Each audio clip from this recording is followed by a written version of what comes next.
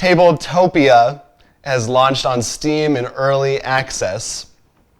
This has been out in the browser version for a while now. Now it's officially on Steam.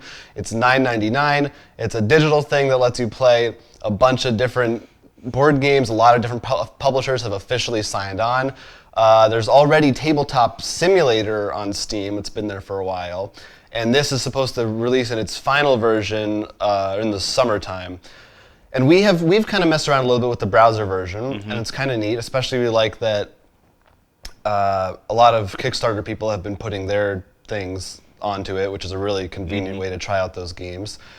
And I guess I'm just kind of curious. I haven't tried the Steam version yet. I'm sure they're similar. It does have cross-play, so you can play either way together with people.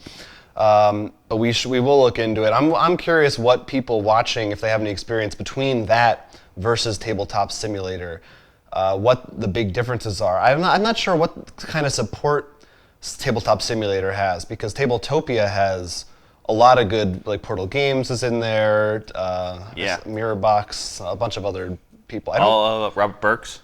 Yeah, Robert Burke. I don't think any of like Asmodee's stuff is up there as of now. I don't think Take the Ride, any I thought Fantasy was Flight. one. Is it? I thought it was, or maybe You I may be mixed it up, right. 'cause- I don't remember. Certainly not Fantasy Flight though. Well, no, because they actually want you to buy the physical. Right.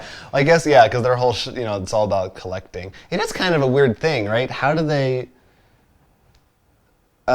justify if you're a publisher, how do you justify putting your game digitally if you want people to buy your physical copy? Or do you think it's different enough that I think the two it's won't compete with each other? I mean, talking to a lot of people who play board games, for a lot of them, that's a lot of times when they talk about games, they talk about the physical, they like the tactile touch of things, and how sometimes Neil will go oh, this card stock's amazing. So I think they know that they don't think it's going to be significant, or currently as of now, it's not. Right. I don't know if it goes the way of Steam sales, then they'll feel the same way. Huh. That's interesting.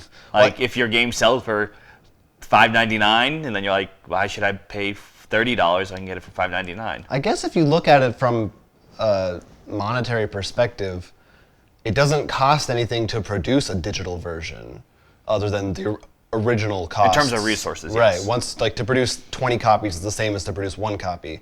So if you're spending a lot less money, and even though it's a cheaper cost, it probably still works out in your favor. Yeah. And some people might say, oh, I really like this. I'll buy the physical one now to go with it for when I go to somebody's house or whatever. And I mean, it's worked for Magic the Gathering. I know they have both the physical and the digital marketplace.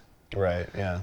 And yeah, that's apparently not going away. And I also wonder if there will be more of these, because it's almost surprising there are even two that are competing with each other that are there's a big enough market for that. So I don't know if one of them will go away or if they'll branch out, merge, or try to differentiate themselves in different ways. Maybe one has this it's like Netflix versus Hulu. You get these games on this one, these games on this one. Let us know. I'm curious what people have played and tried, if they like one over the other or not. But that is in early access right now, up there on the old Steam, if you have one of those. PC and Android and iOS versions are coming also, so soon we'll be able to game on the go, which should be their slogan.